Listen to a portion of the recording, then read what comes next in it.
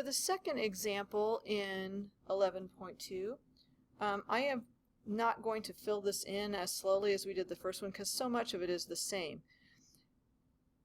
There are two types of two-way tests. One's called a test of homogeneity and one of independence. And the way the only thing that's different is the way we write about them. All the computations are the same.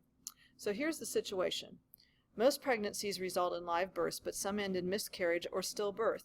This data is collected in 1997 and examined in a June 2001 National Vital Statistics report where the occurrence of fetal losses, miscarriage, or stillbirth is broken down by the age of the mother.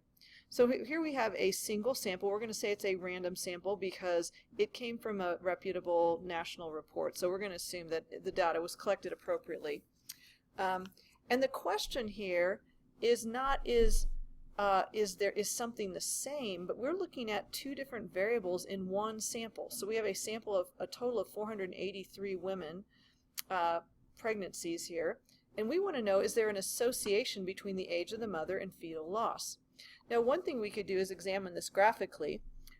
Here I calculated the total, or added up and got the total number of women in each age category, and I looked at then the percentage that had fetal loss. So 13 out of 62, 41 out of 242, 21 out of 109, and so forth. And we see that the first three categories have similar percentages of fetal loss, but then over 35 is significantly more.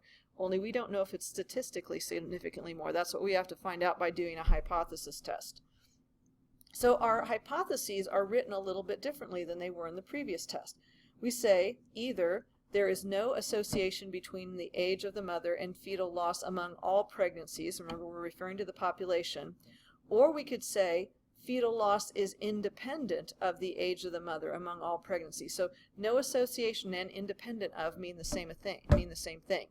So then our alternative would be there is an association between the two variables, or fetal loss is not independent of the age of the mother or is dependent on the age of the mother.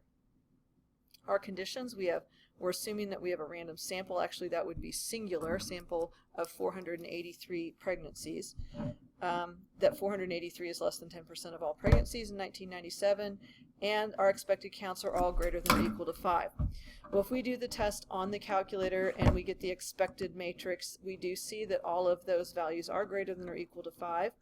And when we do the test on the calculator, we get this is our p-value on our degree of freedom. Since I went through that, and there's another video about how to do that on the calculator, I'm not going to go through the calculator part here. This is one where the p-value is fairly large, so we didn't actually write down our alpha level, or maybe I did earlier. I'm not sure if I did. I should have probably written that up in here. Alpha equals 0.05. So at the 5% significance level, we are going to fail to reject the null hypothesis. We do not have significant evidence of an association between a mother's age and fetal loss.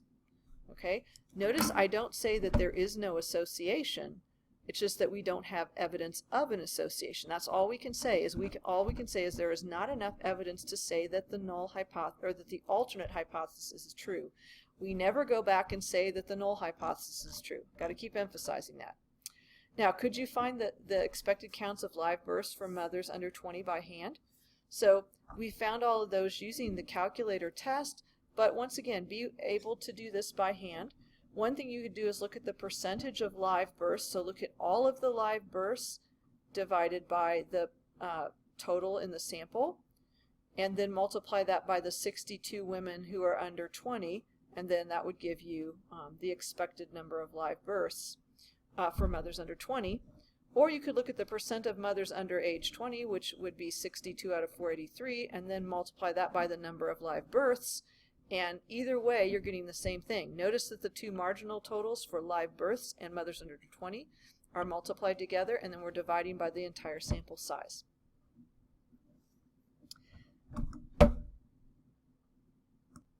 Notice that we're not going back and looking at cell components here because we did not reject the null hypothesis. So if you do not reject the null hypothesis, do not do follow-up analysis. There's no point in looking at the follow-up analysis if there is nothing significant to report.